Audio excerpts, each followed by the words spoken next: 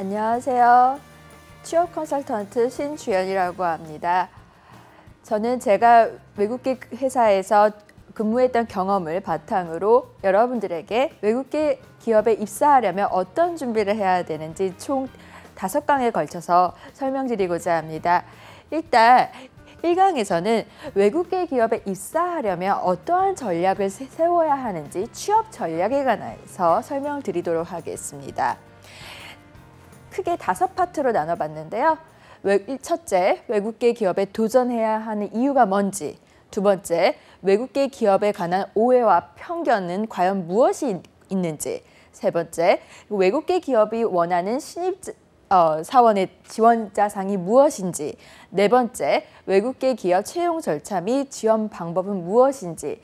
마지막으로 외국계 기업에 왜 정규직보다는 계약직이 많은지 그 이유에 대해서 하나씩 설명해 드리겠습니다. 네, 첫 번째 파트인데요. 자, 외국계 기업에 과연 왜 도전해야 하는지 그 이유가 뭘까요? 일단 제일 가장 큰 이유인데요. 취업난 속에서 선택지를 확대하고자 함입니다. 여러분들, 예를 들어 국내 기업이 100개가 있다면 국내 기업에만 지원을 하면 여러분의 선택지는 100개로 한정이 될 수밖에 없습니다. 그런데 외국계 기업 50개를 더 지원을 하면 여러분의 선택지는 150개가 되는 거죠. 요즘 취업난, 구직난이다 말이 많잖아요. 즉 수요와 공급이 무너진 이런 시장에서는 일단은 최대한 여러분들의 옵션, 선택지를 넓혀서 취업 가능성 자체를 높이는 것이 전략상 좋다고 저는 생각을 합니다. 그래서 선택지를 2배로 늘릴 수 있는 방안이 바로 외국계 기업이라는 점이에요. 여러분들 한국에 도대체 얼마나 많은 외국계 기업이 존재하는지 아시나요? 그 산업자원통상부 홈페이지에 들어가 보시면 외국계 기업이 약 14,000개 정도가 등록이 되어 있습니다. 그래서 그렇다면 14,000개 중에서 내가 지원할 수 있는 기업이 얼마나 될까요? 그 중에 14,000개 중에 한 1%라고만 해도 굉장히 많죠. 두 번째, 외국계 기업은요, 스펙 비중이 국내 기업 대비 꽤 낮습니다. 왜 그러냐면요, 일단은요, 외국계 기업이 한국에 진출한 이유가 뭘까요? 한국에서 비즈니스, 즉 장사를 하기 위함이죠. 그러다 보니까 남의 나라에서 장사를 하려면 자기 모국에서 장사하는 것보다 얼마나 어려운 점이 많겠어요. 언어도 다르죠. 문화도 다르죠. 여러 가지로 장애물이 많습니다. 그래서요, 외국계 기업은요, 국내 기업 대비해서 소위 서류상의 어떤 조건, 소위 스펙이라는 것보다는 입사 즉시 입사 첫날부터 바로 실무를 할 수 있는 사람을 더 선호합니다. 그렇기 때문에 스펙 비중이 상대적으로 낮습니다. 세 번째는요, 상대적으로 덜 경직된 기업 문화인데요. 아무래도 국내 기업은 전통적인 전형적인 한국 기업의 문화가 아직도 상존해 있지만 외국계 기업은 상대적으로 좀 자유로운 면이 있겠죠. 네 번째는요, 이직이 용이합니다.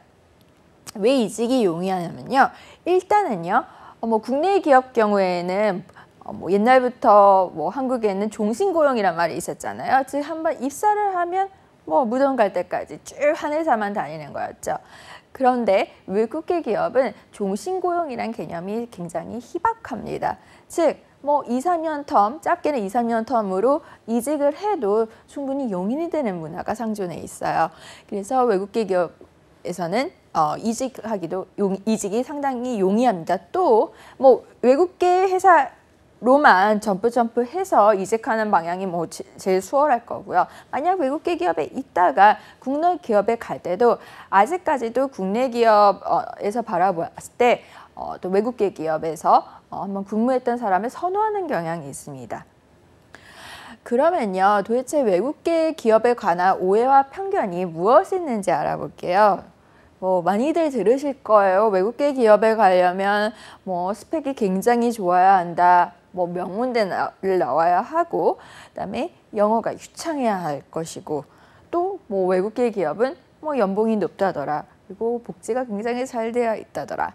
또 해외 오피스로 정근할 기회가 많다더라. 뭐 여러 가지 말들이 많죠. 과연 그럴까요? 제가 기본적으로 말씀드릴 수 있는 거는 어디까지나 케이스 바이 케이스라는 거예요. 왜냐하면 아까 말씀드렸다시피 한국에는 14,000개 정도의 외국계 기업이 들어와 있습니다. 그 14,000개 외국계 기업이 다 하나같이 고스펙, 유창한 영어, 고연봉, 해외 오피스 정근 기회를 보장할까요? 아니거든요. 예를 들어서 우리 취업 준비생들 분들만 봐도 개별적으로 다 각기 다른 특징들을 갖고 있잖아요. 이 기업들 역시 각계 전투를 한다고 볼 수 있습니다. 그래서 답은 어디까지나 케이스 바이 케이스, 예스일 수도 있고 노일 수도 있습니다. 일단 하나씩 살펴보겠습니다. 자, 과연 외국계 기업에 들어가려면 무조건 고스펙이 필요하느냐? 전혀 그렇지 않습니다. 물론요, 일부 기업, 일부 회사 또는 특정 어떤 업종, 특정 어떤 직무에서는 소위 고스펙을 선호하는 경우도 있습니다. 하지만 그냥 일반적으로 말씀드려서는 아까 처음에 말씀드렸다시피 어떤 서류상의 어떤 조건보다는 실무를 얼마나 잘 할 수 있는지 능력을 훨씬 더 중요시 여깁니다. 따라서요, 소위 뭐 학벌이라든지 토익 점수라든지 기타 자격증에서 좀 부족한 점이 있더라도 그것을 상쇄할 수 있는 어떤 실무 경험 내지 어떤 실무 능력이 있으면 외국계 기업에서는 아마 환영을 받으리라 저는 생각을 합니다. 두 번째는요, 유창한 영어가 과연 필요한가요? 자, 영어요. 외국계 기업 준비하시는 분들 중에서 제일 많이 두려움을 느끼는 부분이 아마 영어실 거예요. 왜, 자, 영어가 근데 필수가 아니냐고 말씀드릴 수 있냐면, 자, 기본적으로요, 외국계 기업이 한국에 들어와서 비즈니스를 할 때 고객이 누굴까요? 예를 들어서 여러분들이 다 아시는 유명한 IT 구글이라든지 은행이라면 HSBC라든지 이런 기업들이 한국에 들어와서 비즈니스를 할 때 고객이 과연 누구일까요? 바로 한국 기업들입니다. 한국인이 고객이에요. 한국인을 고객으로 하기 때문에 영어가 필수가 아닙니다. 그렇다면 영어가 필요한 경우는요. 예를 들어서 한국인 고객을 상대하면서 서울 오피스에서 끝나는 게 아니고 어떻게 해야죠? 본사에 분명히 보고를 해야 할 일이 있을 거예요. 즉, 한 기업 내에서도 본사와 외국에 있는 본사와 커뮤니케이션이 많은 특정 직무에 한해서만 유창한 영어가 필요하다고 볼 수 있겠습니다. 또 그 유창한 영어도 말인데요. 만약에 외국계 본사와 커뮤니케이션이 필요한 경우에도요. 예를 들어서 외부로 대외용 보고서를 제출해야 한다든지 이럴 경우에는 당연히 원어민급, 네이티브급 영어 실력을 가진 사람을 선호하겠죠. 하지만 그렇지 않고 내부 의사소통이라면 예를 들어 이메일이라든지 화상회의라든지 이런 수준의 영어는 여러분들이 이미 중학교 때부터 고등학교까지, 대학교까지 배우신 영어 실력으로만 충분히 커버할 수 있는 정도입니다. 그러니까 너무 영어에 대해서 어떤 거부감을 가지실 필요는 전혀 없다고 생각이 드네요. 그리고 세 번째, 자유롭다. 왠지 외국계 기업은 출퇴근 시간도 자유롭고 청바지 입고 출근해서 커피 한 잔 들고 굉장히 평등한 문화가 존재할 것 같죠. 하지만 여기 우리가 지금 일하는 곳은 바로 한국이에요. 즉 미국 회사건, 영국 회사건, 일본 회사건, 중국 회사건 일단은 일하는 사람들은 한국인입니다. 즉 가끔 물론 서울 지사의 대표라든지 윗선 한두 명 정도야 본사에서 내려온 외국인일 수가 있겠죠. 하지만 그러한 경우를 제외하고 99% 외국의 기업에서 한국에 있는 외국계 기업에서 근무하는 사람들은 한국 사람들입니다. 그렇기 때문에 아무래도 외국계 기업이지만 어떤 한국인 특유의 어떤 문화라든지 어떤 분위기라든지 존재할 수밖에 없죠. 그래서 뭐 여러분들이 흔히 생각하시듯 뉴욕이나 홍콩을 생각하시면 안 됩니다. 그리고 또한 회사는 기본적으로 외국계가 됐건 뭐 국내계가 됐건 일단은 조직이에요. 조직은 기본적으로 규칙, 룰이 존재하는 집단이죠. 어느 조직인 규칙을 당연히 준수해야만 하기 때문에 여러분들이 생각하시는 그런 자유롭다는 그 편견은 일단은 접고 가시는 게 좋으리라 생각을 합니다. 자, 네 번째. 연봉이 높다. 어떨까요? 뭐 한 15년, 20년 전만 해도요. 외국계 기업 뭐 하면 고연봉의 그런 이미지가 있었어요. 왜냐하면 그때만 해도 국내 기업 연봉이 그다지 높지가 않았을 때였거든요. 하지만 현재로서는 여러분들 예를 들어서 뭐 S 대기업 어때요? 연봉 높은 걸로 유명하죠. 요즘은 국내 대기업과 외국계 기업의 그 평균 연봉차가 굉장히 간격이 좁아졌습니다. 그렇기 때문에 뭐 외국계 기업이라고 해서 무조건 연봉이 높다고 말을 할 수는 없고요. 또한 외국계 기업이건 국내 기업이건 간에 이 연봉이라는 거는 사실 어떤 업종 평균 연봉이라는 것도 사실 존재를 하잖아요. 예를 들어서요. 뭐 업종별 연봉이 제일 높은 곳은 어디일까요? 당연히 돈을 다루는 바로 금융업이겠죠. 금융업이 평균 연봉이 높을 수밖에 없습니다. 또요. 자, 이번에는 업종이 아니고 직종별로 볼까요? 직종이라면 연봉이 높은 것은 당연히 직접 현장에서 돈을 벌어오는, 즉 캐시메이킹이 되는 포지션들이 연봉이 높을 수밖에 없어요. 그렇기 때문에 영업직이, 현장 영업직이 상대적으로 연봉이 높을 수밖에 없죠. 역시 어디까지나 케이스 바이 케이스입니다. 다섯 번째, 장래성이 밝다. 이것도 말인데요. 아까 말씀드렸듯이 다 케이스 바이 케이스예요. 무조건 외국계 기업이라고 해서 장밋빛 미래를 보장하는 건 아닙니다. 그리고 이 어떤 기업이 남의 나라에서 장사를 할 때는 여러 가지 외부 요인에 영향을 받는 경우가 굉장히 많아요. 특히 어떤 그 돈을 다루는 금융업 같은 경우에는 뭐 정부의 규제도 많이 받을 것이고요. 어떤 외적 요인에 굉장히 영향을 많이 받습니다. 뭐 최근에 사실 외국계 금융회사들이 몇 군데는 한국에서 이미 철수하기로 결정을 했는데요. 어찌 될지 몰라요. 반대로 또 호황일 때는 돈도 뭐 그만큼 돈을 또 많이 벌 수도 있을 것이고요. 따라서 무조건 장래성이 밝다 이렇게 생각하시면 안 될 거라고 보네요. 자, 그 다음에 마지막으로요. 해외 오피스로 갈 기회가 많다. 뭐 아니면 뭐 해외 오피스에 아예 정근 아니고 뭐 예를 들어 연수일 수도 있고요. 어찌됐건 나갈 기회가 많다라고 생각하시는 분들이 있는데요. 기본적으로는 이것도 사실은 아니라고 보시는 게 더 맞습니다. 왜냐하면요. 외국계 기업이 한국에 들어와서 비즈니스를 할 때 한국인을 고용한 이유가 있을 거 아니에요. 밖에 내보내려고 한국인을 굳이 한국에서 고용할 필요는 없거든요. 예를 들어서 뉴욕지사다, 우리 홍콩지사다 보내려고 한국인을 고용하나요? 아니요. 그럴 필요가 없습니다. 그냥 뉴욕 가서 미국에, 홍콩에 있는 홍콩인 처음부터 애초에 고용을 하면 될 거 아니겠어요? 따라서요. 기본적으로 해외 오피스 정근이 그렇게 많다고 보시는 거는 별로 올바른 시각이 아닐 거라고 보이네요. 자, 그렇다면요. 이러한 외국계 기업들이 원하는 신입사원 지원자상에 대해서 알아보겠는데요. 뭐 외국계 기업이라고 해서 뭐 특정 지원자상을 원한다. 뭐 이런 건 없다고 봐요. 결국은 기업은요. 국내계 기업이 됐건 외국계 기업이 됐건 기업의 존재의 목적은 뭐죠? 이게 정말 절대 잊으시면 안 되는 포인트인데요. 기업은 봉사단체가 아닙니다. 기업은 영리를 목적으로 존재하는 조직이에요. 즉 이윤 창출을 목적으로 존재하는 집단입니다. 뭐 노골적으로 말씀드려서 한마디로 돈 버는 게 제일 중요해요. 그렇기 때문에 모든 기업들은요. 신입사원들한테 원하는 점들이 공통적으로 있는데요. 외국계 기업일 경우 국내 기업 대비해서 약간 좀 더 부가적인 면이 있을 수는 있겠죠. 하나씩 한번 알아볼게요. 첫 번째 스킬이 일적인 면인데요. 전공 관련한 어떤 전문 지식이라든지 외국어라든지 자격증이라든지 이런 것들을 많이 중시를 합니다. 예를 들어서 이런 거예요.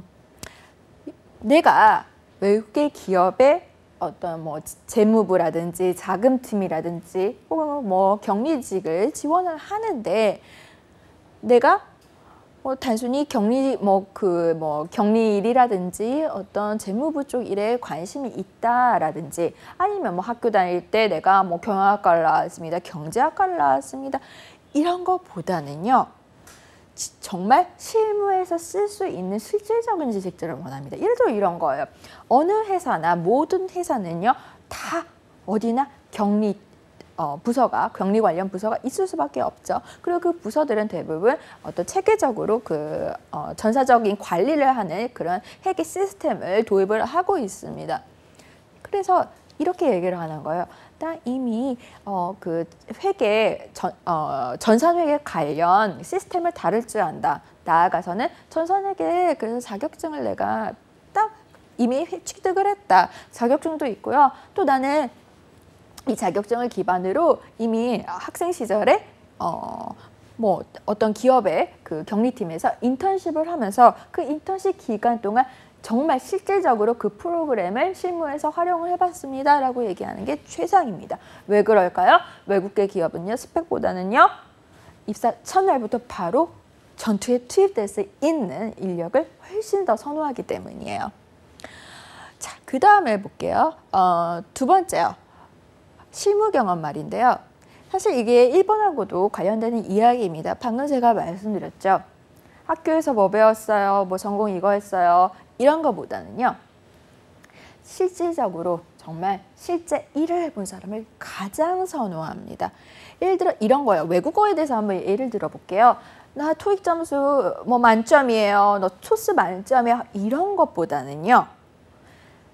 자, 기본적으로 외국계 기업이 한국에서 장사를 할 때는 한국인 고객을 대상으로 하지만 기본적으로 이게 인터내셔널 비즈니스가 될 거 아니겠어요?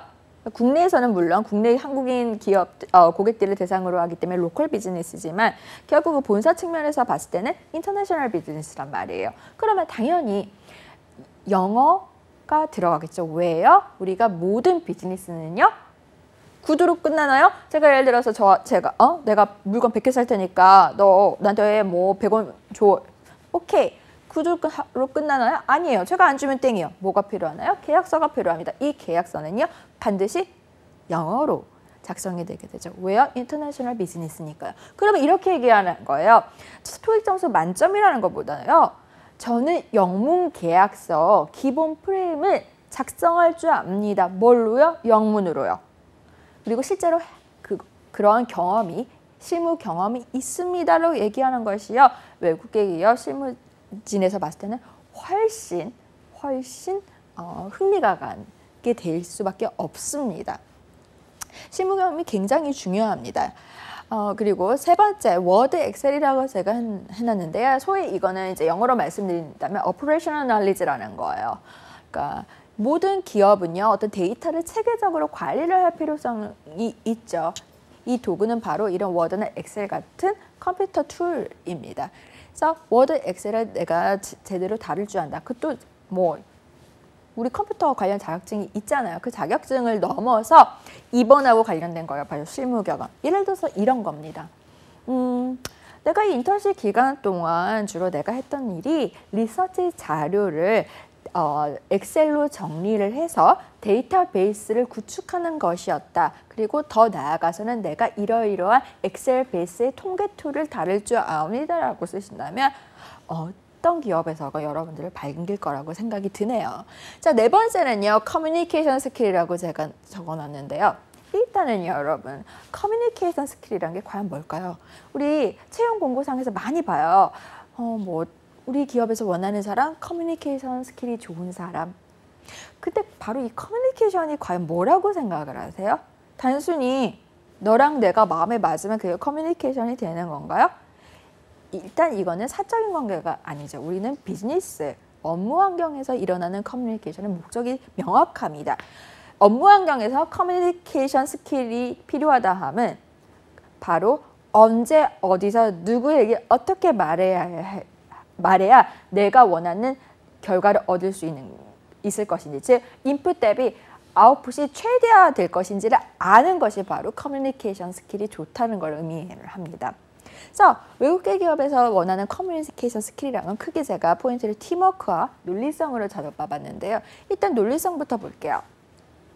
방금 말씀드렸듯이 인풋 대비 아웃풋이 최대화되는 커뮤니케이션이어야 돼요. 즉 그러려면 상대방을 설득해서 내 편으로 만들어서 아까 말씀드렸듯이 기업은 이윤 창출을 위해서 존재를 하는 집단이잖아요. 내 편으로 끌어들여서 내 호주머니가 두둑해져야겠죠. 그러려면 자 여러분들 세상에서 제일 어려운 일이 뭐죠? 돈 버는 일이에요. 남의 호주머니에서 내 호주머니로 돈을 옮겨오는 일이 제일 어렵답니다. 남을 설득시켜야 돼요. 그 설득은 바로 논리, 로직에 기반을 합니다. 그래서 논리성이 굉장히 중요하고요. 자, 그 다음에요. 팀워크라고 제가 말씀드렸는데요. 외국계 기업이니까 여러분들 많이 편견을 가지시는 게 왠지 개인주의적일 것 같다. 하지만요. 자, 외국계 기업이건 국내 기업이건 무조건 조직은 집단, 아까 말씀드렸듯이 규칙, 룰을 기반으로 존재한다고 말씀드렸습니다. 그렇기 때문에 어떤 개인주의성보다는요. 팀워크가 굉장히 중시가 됩니다. 예를 들어서 이런 거예요. 대표적으로 예를 들어 IT 엔지니어다. 엔지니어들 특징은 나 그냥 혼자서 책상에 앉아 혼자 코드 짜면 되지 않을까? 남하고 별로 말을 할 필요도 없고 나한테 주어진 그 코딩이나 잘하면 되겠지. 팀워크가 뭐가 필요하겠어? 나 퍼포먼스만 좋으면 되겠지. 이렇게 생각하실 수 있겠지만 대부분 IT 회사 일은 프로젝트 베이스로 돌아갈 수밖에 없고 그 프로젝트는 당연히 어떤 팀 구성화 돌아가게 되어 있습니다. 따라서 팀워크가 굉장히 중시될 수밖에 없겠죠. 자, 5번째인데요. 자, 시간 관리 능력. 자, 소위 타임 매니지먼트 스킬이란 겁니다. 도대체 시간 관리 능력이란 게 뭘까요? 아침에 제 시간에 출근하고 이건 너무나 당연한 거고요. 직장인으로서, 사인으로서 너무나 당연한 일이고 자, 소규모 조직서 멀티플레이어가 되기 위한 시간 관리 능력이란 게 바로 뭐냐면요. 자, 예를 들어서요. 국내 기업은 특히 대기업 같은 경우에는 한 회사 안에 수백, 수천 명의 사람들, 직원들이 일을 하고 있습니다. 굉장히 규모가 커요. 그런데요. 외국계 기업은요. 글로벌하게는 정말 손에 꼽는 기업이더라도 한국의 서울 오피스, 그러니까 한국 지사는 인원이 그렇게 많지가 않아요. 보통 아무리 많아봤자 500명을 넘기가 힘듭니다. 정말 한 100명만 돼도 많아요. 제 개인적인 경험을 말씀드린다면 제가 과거에 재직했던 금융회사 경우에는 글로벌하게 봤을 때는 탑5 안에 드는 정도로 굉장히 큰 회사였지만 서울 오피스는 약 150명 남짓이었거든요. 제 규모가 다 작아요. 규모가 작으면요. 당연히 한 사람이 2사람, 3사람 분의 일을 할 수밖에 없습니다. 즉 멀티플레이어가 되기를 요구받는 일이 굉장히 많아요. 그러려면요. 멀티플레이어는 동시에 많은 일을 처리해야 하기 때문에 시간 관리 능력이 당연히 있어야 할 수밖에 없겠죠. 그 다음에 6번째, 제가 이제 인터내셔널 마인드라고 이렇게 적어놨는데요. 자, 물론요. 외국계 기업은 지금 외국계 기업이라고 할지라도 한국에 들어와 있기 때문에 일하는 사람은 99% 이상이 한국 사람이에요.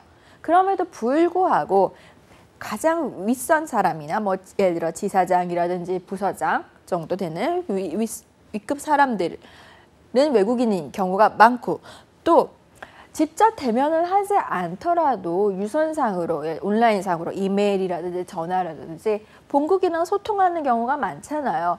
그랬을 경우에 바로 본사가 소재에 있는 국가의 문화를 이해하는 것도 굉장히 중요합니다. 자, 그 다음에는요. 외국계 기업의 채용 절차 및 지원 방법에 대해서 알아보도록 하겠습니다. 자, 일단은요. 여러분들 외국계 기업과 국내 기업 채용 절차에서 가장 차이 나는 점이 뭘까요?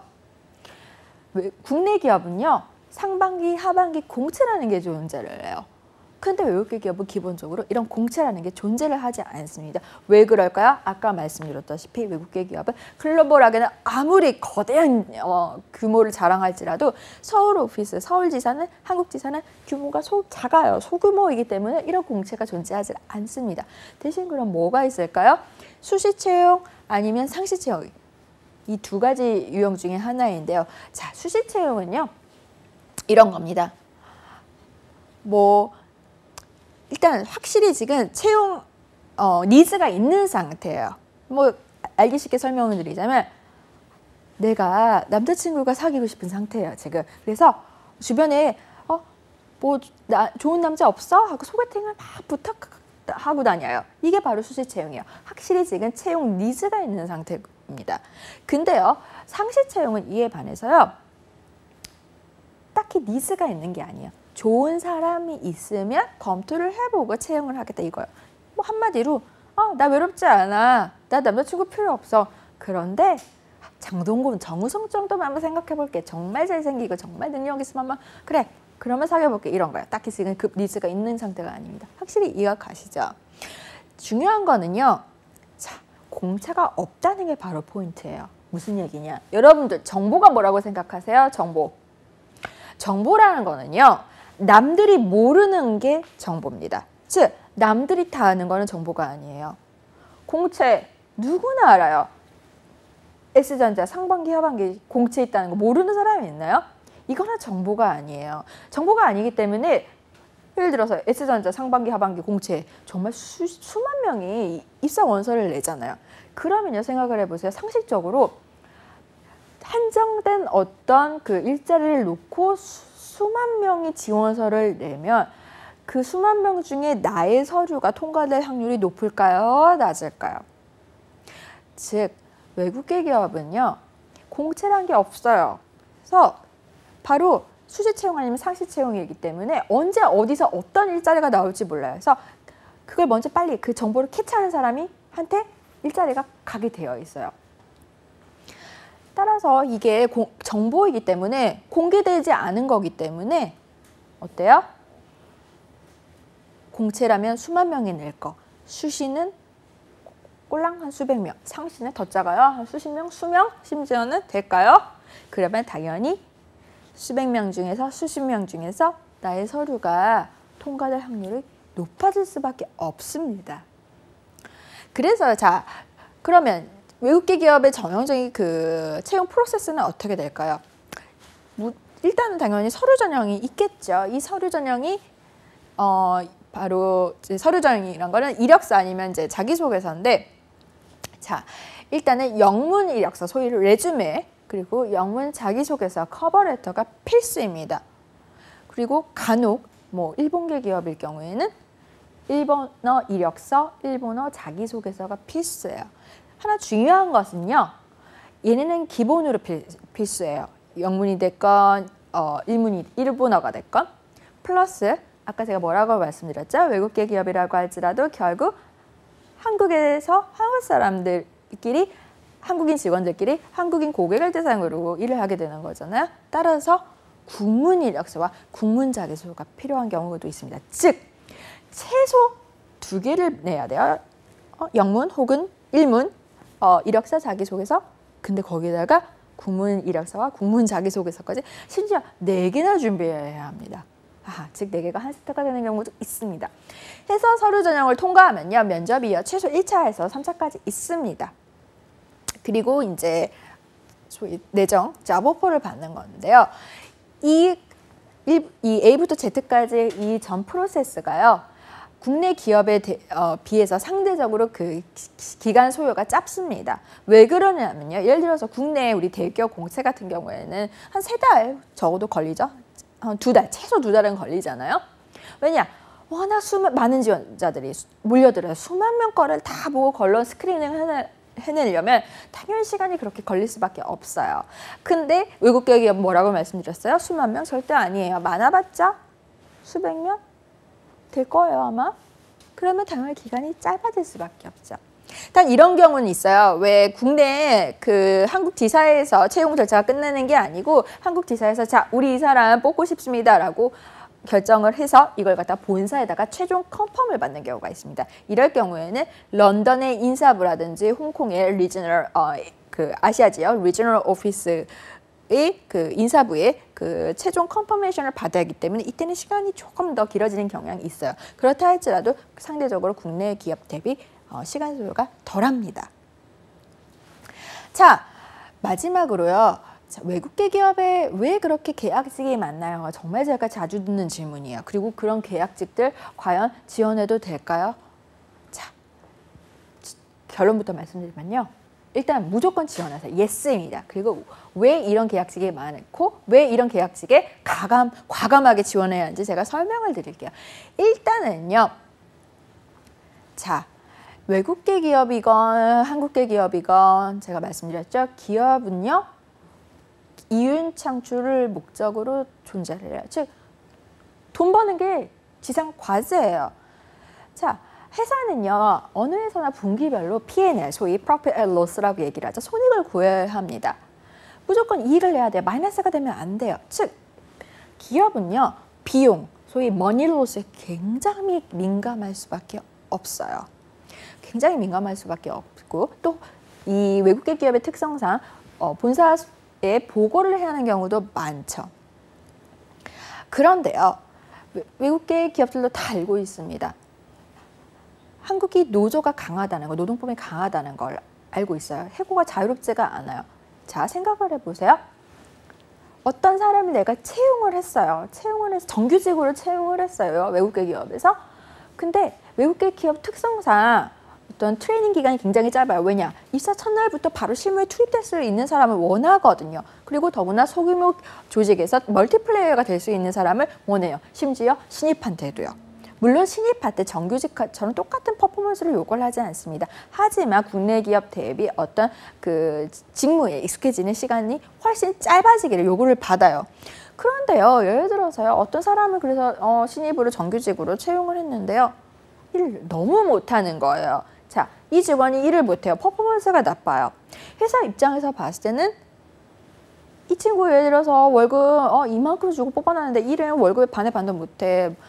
손실을 보고 있어요. 머니로스가 나는 거예요. 자르고 싶어요. 아뿔싸. 근데 어때요? 한국은요. 해고가 자유롭지가 않아요. 그러면 정규직을 뽑아놓으면 외국계 기업은 이 직원을 일도 못하는 직원을 계속 끌고 가야 돼요. 계속 돈 낭비가 됩니다. 그래서 어떻게 하냐. 외국계 기업은요. 일단은 인턴이라든지 파견직이라든지 계약직이라든지 일단은 그런 세 가지 형태로 한번 사람을 채용을 해서 한번 써보고 그 다음에 이 사람이 일을 잘한다고 판단이 되면 정규직으로 전환하는 경우가 굉장히 많습니다. 어떤 사람이요 일을 잘하는지 못하는지 판단할 수 있는 가장 좋은 방법은요 스펙이나 이런 게 아니에요. 가장 확실한 건 뭔가요? 이 사람 일을 시켜보면 합니다. 따라서 인턴이 됐건 파견이 됐건 계약직이 됐건 일단 일을 시켜보는 거예요.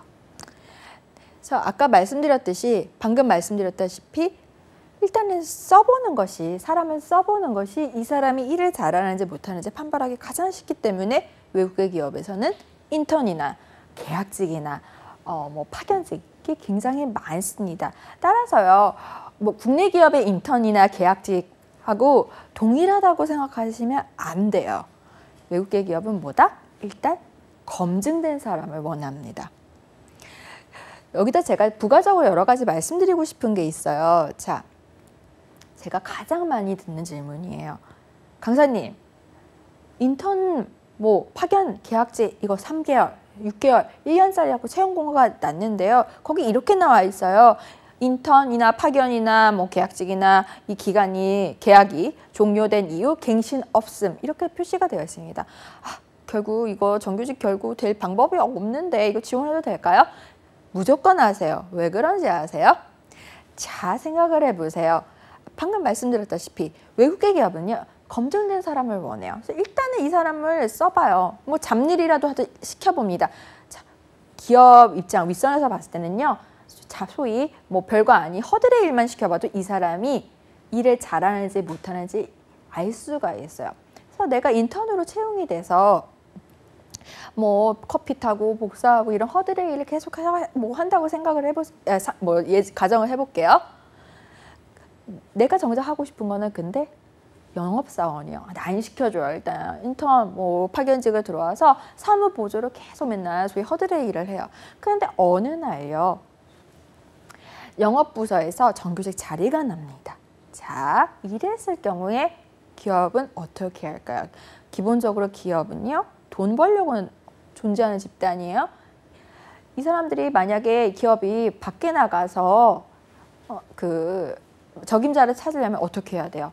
우리가 다 아는 무슨 구직 사이트에 뭐 채용 공고를 올리거나 아니면 헤드헌터를 통해서 뭐 사람을 잡거나 이거 다 뭐죠?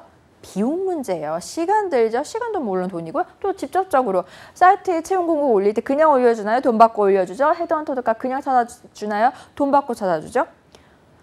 근데 게다가 그렇게 해서 돈을 들여서 채용을 했는데 일을 못해요. 정규직으로 채용을 했는데 근데 노조가 강해서 자르지도 못해요. 기업 입장에서는 정말 환장한 일이에요. 그러면 어떻게 생각을 할까요? 기업은? 검증된 사람을 원해. 우리 바로 옆에 저 커피 타던 친구, 이 친구는 커피 하나를 타도 커피 맛을 죽여줘. 뭔가 남과 다르게 타. 영업부서에서 이 친구 데려가게 돼 있습니다. 왜요? 검증이 됐어요. 써봤기 때문이에요. 이렇게 해서 소위 인턴이건 파견이건 계약직에서 정규직으로 전환한 케이스를 무수히 제가 많이 봤습니다. 정말 무수히 많이 봤어요. 그리고 아까 뭐 채용 공고에 정규직 전환 없다, 계약 갱신 없다 이렇게 나와 있다고 뭐 하시는데 많이들 말씀을 하시는데 자 보세요. 그게 법적으로 정해진 건가요? 내가 만약에 기업 입장에서 처음에 채용 공고를 낼 때는 정규직 전환 없습니다. 계약직 연장, 기간 연장, 갱신 없습니다. 이렇게 채용 공고를 냈다고 치더라도 내가 만약에 이 친구 마음에 들어서 계속 쓰겠다 기업에서 그러면 누가 잡아가나요? 이거 뭐 법률상 이거 뭐 위배되나요? 아니에요. 상황은 얼마든지 변할 수가 없어요. 즉 상황을 변할 수 있고 그 상황을 바꾸려면 어떻게 해야 한다고요? 들어가서 일단은 아무리 허들의 일이라도 작은 것더라도 열심히 일을 하시면 됩니다. 제 개인적인 경험담을 말씀드릴게요. 저 같은 경우에는 저 때만 해도 이미 취업난이 시작됐을 때였고 또 저는 외국에서 현지 취업을 한 케이스였기 때문에 정말 취업하기가 어려웠어요. 그래서 고생 끝에 파견직으로 사회생활을 시작을 했습니다. 파견직으로 제가 했던 일은 업무 보조예요, 소위. 여러분들 다 아는 복사하고 커피 타고 심부름하고 정말 잡일이요.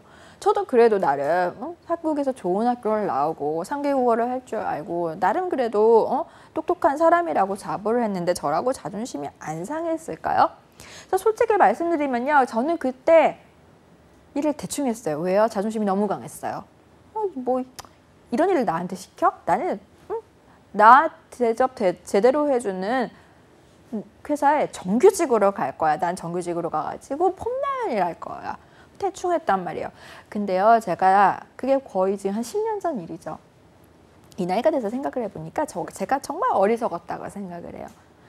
제가 그때 만약에 허들의 일이라도 프로처럼 했었다면 제가 정규직으로 혹은 좀 더 안전한 어떤 그 직장을 일자리를 찾을 때까지 걸렸던 시간이 훨씬 단축됐을 거라고 생각합니다. 저는 정말 직업 찾느라고 이직하느라고 고생을 많이 한 케이스거든요. 왜냐? 분명히 제가 그렇게 아주 보잘것없는 일이라 할지라도 남과 다르게 일을 했다면, 남과 차별화되게 일을 했다면 누군가가 윗사람이 저를 지켜봤을 거라고 생각을 해요. 그리고 지켜보고 어떤 정말 좋은 괜찮은 일자리가 바로 사내에 났을 때 저를 데려갔을 거라고 생각을 하거든요. 저는 그때 그걸 깨닫지 못해서 제가 고생하는 기간이 너무 길어졌답니다. 그렇기 때문에 여러분들 계약직이건 파견직이건 인턴직이건 상관없어요. 무조건 도전을 해서 최선을 다해보세요. 또 하나 말씀드리자면요. 그 계약직 중에서도 1년 혹은 최장 1년 계약직 혹은 그래서 그게 최장 2년이다 이렇게 된 계약직도 있죠. 근데 아까 말씀드렸다시피 최장 2년이라고 해도 그게 법으로 지금 결정이 난 게 아니잖아요. 그러면 만 2년이 된 시점에서 기업에서 오퍼를 할 수 있습니다. 정규직으로 오퍼할 수도 있지만 계약직으로 계속 가죠. 계속 매년 계약을 갱신하는 걸로 무기계약직으로 하죠. 이렇게 잡오퍼가 올 수도 있어요. 이때요. 자, 생각해 보세요.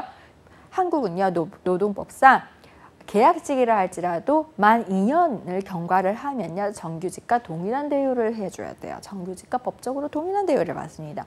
도대체 무슨 차이인가요? 특히 요즘 같은 경우는 정규직이라고도 사실은 옛날 우리 부모님 세대 때의 정규직과는 의미가 많이 다르죠. 고용 보장, 100% 종신 고용이란 건 사실 이제 더 이상 존재하지 않습니다. 그렇다면 무기계약직이나 법률적으로 정규직과 동일한 대우를 받는 무기계약직이나 정규직이랑 별 차이가 없죠. 그리고요, 가장 중요한 이유는 뭔지 아세요? 요즘 같은 구인난, 취업난에서는요, 어디더라도 스타팅 포인트를 만드는 게 제일 중요합니다. 엔트리 포인트를 만드셔야 돼요. 왜냐고요? 기업은요, 소위 가방 끈긴 사람보다 무조건 현장에서, 바닥에서 불러본 사람을 원해요. 이런 거예요. 제가 가장 많이 듣는 질문이요. 강사님, 저 아직 준비가 안 된 것 같아요. 토익은 일단 거의 만점을 만들어놨으니까 이번에는 중국어 하나 더 할래요. 중국어도 하나 더 해보고요. 또는 다른 자격증 하나 더 따볼래요. 계속 이렇게 준비만 하는 사람이랑 준비 많이 해서 여러 가지 소위 스펙을 늘려놨다고 해보세요. 그런 사람이랑 소위 스펙은 그렇게 대단치 않더라도 인턴이 됐건 계약이 됐건 파견직이 됐건 일단은 기업 현장에서 실무를 해본 사람이랑 기업은 당연히 후자를 택할 수밖에 없어요. 그렇기 때문에 어디서건 진입할 수 있는 포인트를 만드는 게 가장 중요하다고 말씀을 드리고 있습니다. 자, 그럼 오늘은 1강에서요. 바로 외국계 기업에 취업을 하려면 어떤 전략을 세워야 하는지 알아봤습니다. 그러면 나머지 2강에서 외국계 기업이 선호하는 국문 이력서와 국문 자기소개서에 대해 알아보도록 하겠습니다. 감사합니다.